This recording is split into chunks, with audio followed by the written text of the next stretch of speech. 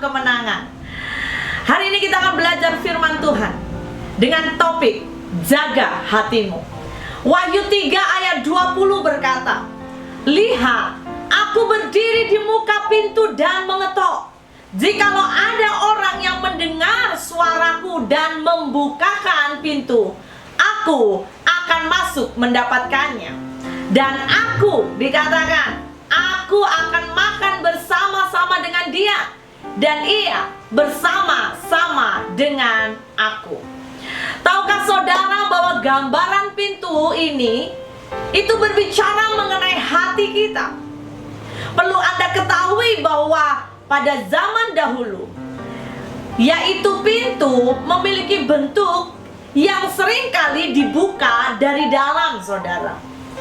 Dengan tujuan hari itu jika ada musuh, maka sang pemilik rumah dengan mudah dan dengan cergas boleh menolak pintu atau mendorong pintu supaya musuh keluar. Saya mau berkata demikianlah juga pintu adalah hati kita. Kenapa hati kita digambarkan sebagai pintu?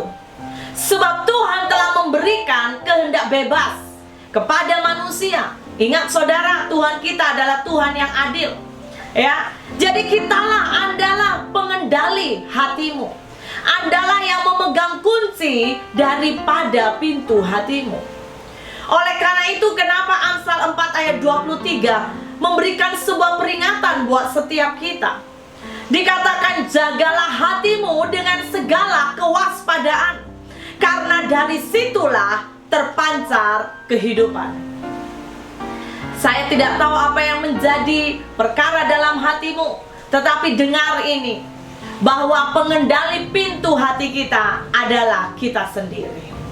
Dan saudara ketahuilah, sebab benteng utama manusia sebetulnya, kalau kita itu berbicara seperti yang namanya menara, jaga menara kota, benteng itu bisa terjaga aman ketika kita bisa menjaga pintu hati kita.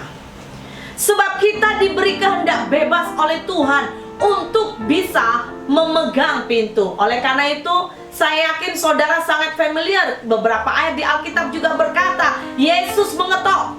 Tadi Wahyu berkata, Yesus mengetok. Kalau kita buka pintu, maka Yesus akan datang bersama-sama makan dengan kita. Saudara, saya mau berkata, oleh karena itu adalah sebuah keputusan yang penting bagaimana Anda dan saya kita menjaga hati kita. Sebuah keputusan yang penting bagaimana kita merespon kehidupan, bagaimana kita merespon semua proses yang Tuhan izinkan terjadi dalam hidup kita. Sebab kitalah pemegang kunci hati kita. Amin, saudara. Dan saya mau berkata sama dengan keselamatan.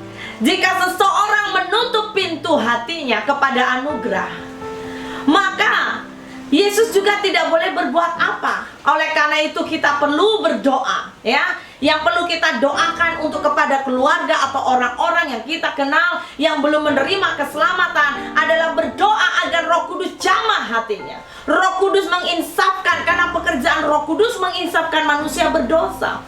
Tugas kita adalah berdoa buat mereka, berdoa untuk hati mereka dibuka untuk Injil, dibuka untuk anugerah Tuhan. Amin, saudara. Pada hari ini saya mau berkata betapa pentingnya kita menjaga hati kita. Umat Tuhan, saya juga mengingatkan betapa pentingnya engkau menjaga hatimu. Amsal 18 ayat 19 berkata, "Saudara yang dikhianati lebih sulit dihampiri daripada kota yang kuat. Dan pertengkaran adalah seperti palang gapura sebuah puri."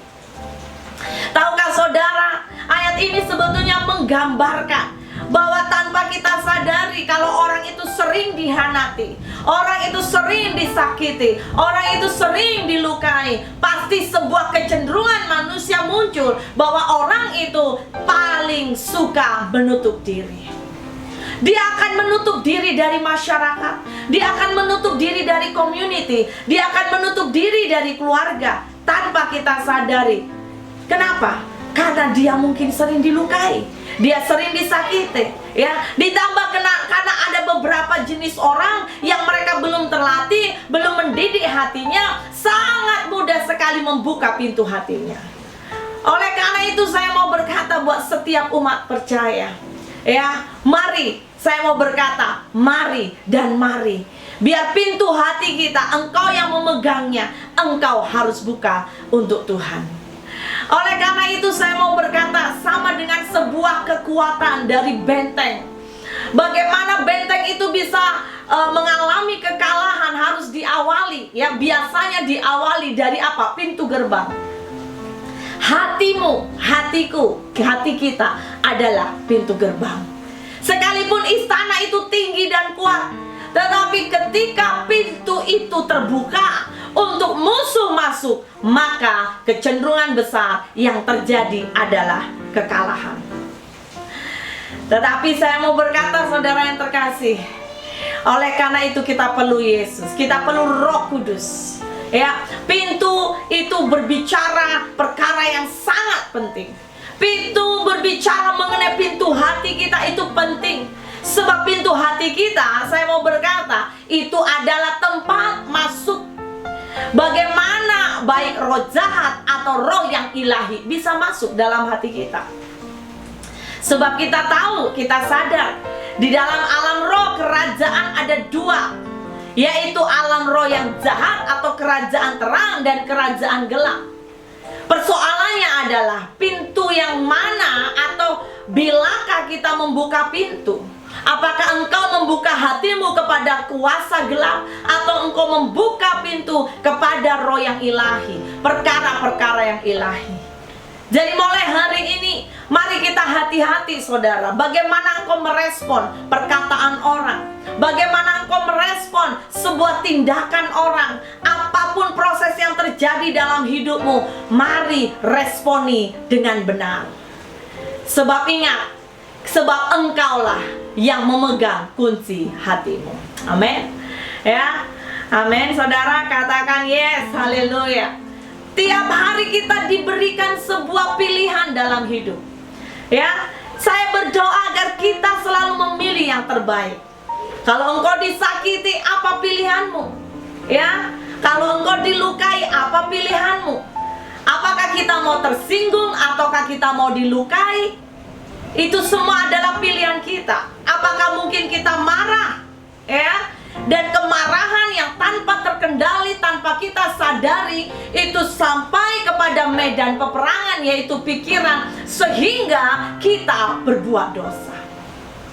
Sebab ketika pintu hati kita buka untuk hal-hal yang negatif, maka itu akan masuk ke dalam pikiran kita, saudara. Di dalam pikiran kita terjadi medan peperangan. Dan ditambah ketika iman saudara lemah, iman saudara tidak kokoh, maka tanpa engkau sadari, anak panah iblis sebetulnya sudah menembus hidup saudara. Anak panah itu diawali dari hati menuju ke pikiran. Oleh karena itu hati-hati saudara, ada amin. Dalam kisah seorang yang bernama Kain ditulis dengan jelas dalam Kejadian 4 ayat 5-7. Tetapi Kain dan korban persembahannya tidak diindahkannya. Lalu hati Kain menjadi sangat panas dan mukanya muram. Firman Tuhan kepada Kain, "Mengapa hatimu panas dan mukamu muram? Apakah mukamu tidak akan berseri jika engkau berbuat baik? Tetapi jika engkau tidak berbuat baik," perhatikan saudara, dosa sudah mengintip di depan pintu. Ia sangat menggoda engkau, tetapi engkau harus berkuasa atasnya. Ada amin? Orang marah biasa, ya, itu wajar. Tetapi ketika orang itu sangat marah, berarti dosa sudah masuk dalam hatinya. Kisah Kain ini menggambarkan bahwa hari itu Kain tidak bisa jaga hati. Ketika dia lihat persembahannya tidak diterima, tetapi persembahan saudaranya diterima oleh Allah, hatinya sangat panas. Sehingga ketika hatinya panas, maka roh itu, roh jahat itu naik ke pikiran, memberikan ide rancangan-rancangan kejahatan. Sebab itu akan membuat apa? Sehingga membuat matanya gelap, saudara. Saya mau berkata, hati-hati, hati-hati. Banyak orang cepat pahit, ya. Sebab apa? Ketika dia tidak sadar roh jahat sudah masuk dalam hidupnya. Ya, sebuah akar kepahitan muncul. Oleh karena itu Paulus mengajari buat kita, jaga pikiran kita. Amin, saudara. Dalam Filipi 4 ayat 7 dikatakan, damai sejahtera Allah yang melampaui segala akal akan memelihara hati dan pikiranmu dalam Kristus Yesus. Jadi akhirnya saudara-saudara, semua yang benar, semua yang mulia, semua yang adil, semua yang suci, semua yang manis, semua yang sedap didengar, semua yang disebut kebajikan dan patut dipuji, pikirkanlah semuanya itu. Katakan amin, haleluya. Saudara, jaga hatimu. Yes. Kalau engkau duduk bersama dengan keluargamu atau kawanmu, katakan jaga hatimu. Bahkan dalam selengkap senjata Allah, kita juga diperintahkan untuk memakai baju zirah. Saudara, dalam peperangan kita tahu bahwa perkara yang paling cepat mematikan orang yaitu dalam kepala dan jantung. Oleh karena itu dikatakan kita harus berbaju zirah agar menjaga anak panah tidak masuk ke hati kita. Apa baju zirah kita? Efesus 6 ayat 14 berkata, berbaju zirahkan keadilan. Ada amin? Hidup kita harus adil. Hatimu harus adil. Ketika menimbang sesuatu harus adil. Ketika engkau meresponi sesuatu harus adil. Yakobus 1 ayat 14 berkata, tetapi tiap-tiap orang dicobai oleh keinginannya sendiri, karena ia diseret dan dipikat olehnya. Dan apabila keinginannya itu telah dibuahi, perhatikan, ia melahirkan dosa. Dan apabila dosa itu sudah matang, ia melahirkan maut. Saya berdoa agar umat percaya Anda, saudari yang terkasih, biar hari-hari ini Roh Kudus memampukan kita jaga hati. Minta pimpinan Roh Kudus. Dengan kekuatan kita tidak mampu. Sekarang kita akan lihat contoh-contoh dalam Alkitab juga memberikan sangat jelas bagaimana kalau kita atau manusia orang tidak jaga hati. Seorang yang bernama Saul, kita percaya saudara juga mendengarnya dan mengenalnya. Dalam 1 Samuel 18 ayat 8 berkata, lalu bangkitlah amarah Saul dengan sangat. Perhatikan, amarah Saul dengan sangat, dan perkataannya itu menyebalkan hatinya. Sebab pikirnya, kepada Daud diperhitungkan mereka berlaksa-laksa, tetapi kepadaku diperhitungkannya beribu-ribu. Akhir-akhirnya jabatan raja itu pun jatuh kepadanya. Wow, saudara perhatikan. Ya, diawali dari hatinya. Ketika dia mendengar nyanyian perempuan-perempuan membandingkan dia dengan Daud, tanpa Saul sadari, tanpa dia berjaga-jaga hatinya, roh jahat masuk dalam hatinya. Dia mulai cemburu dengan Daud. Dia mulai merasa disisihkan. Dia merasa diasingkan. Dia merasa disaingi. Dia merasa direndahkan. Dan tanpa dia sadari, karena dia terus menerus mengizinkan roh jahat berkembang, dia berkembang bahkan dalam pikirannya. Maka si Saul, saudara perhatikan, Anda baca dalam Alkitab, bertahun-tahun dia coba membunuh Daud, dia coba menghabisi Daud. Sebab apa?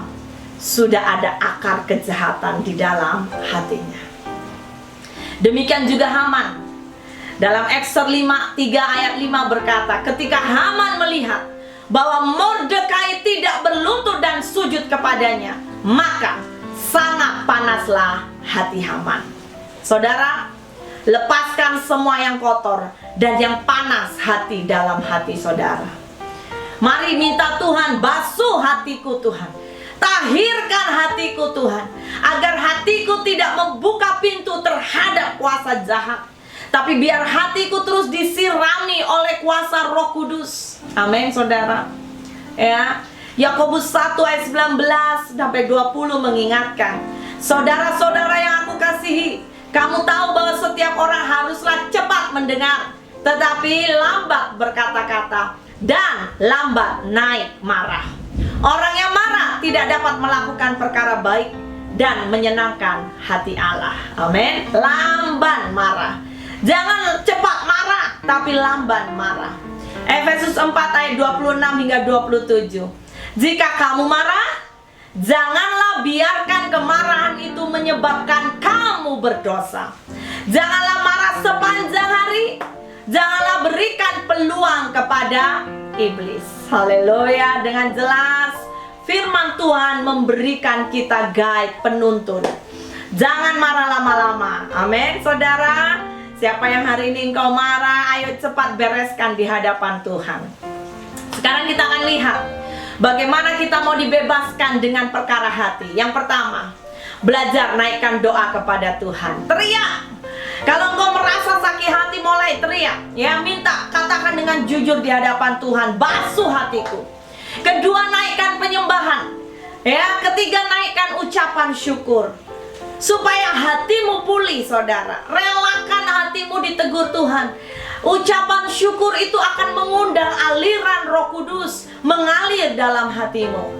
Wahyu 3 ayat 19 berkata, barang siapa kukasihi, ia kutegur dan kuhajar. Sebab itu, relakanlah hatimu dan bertobatlah. Amin, saudara. Hari ini, saya mendorong umat percaya dimanapun kau berada, mari jaga hatimu. Saya tutup dengan ayat ini. Amsal 17 ayat 22 berkata, hati yang gembira adalah obat yang manjur, tetapi semangat yang patah mengeringkan tulang.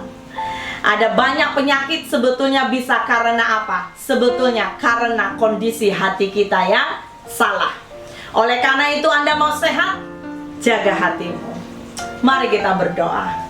Kami mengucap syukur ya Tuhan. Kami bersyukur karena kami punya Allah yang sangat mengasihi kami. Bahkan di saat kami berada dalam titik lemah, Engkau Allah senantiasa menopang kami. Hamba berdoa Engkau berkati umat-Mu Tuhan. Mereka-mereka yang sedang bermasalah dalam hati mereka, hamba berdoa tahirkan dalam nama Yesus. Bersihkan, kuduskan dalam nama Yesus. Bahkan mereka yang dilukai, mereka yang pahit, sembuhkan hati mereka Tuhan. Sehingga hidup mereka mereka bisa persembahkan bagi Engkau menjadi dupa yang harum. Terpujilah namamu Raja di atas segala raja. Kami terima firman-Mu dalam nama Yesus. Haleluya. Amin. God bless you.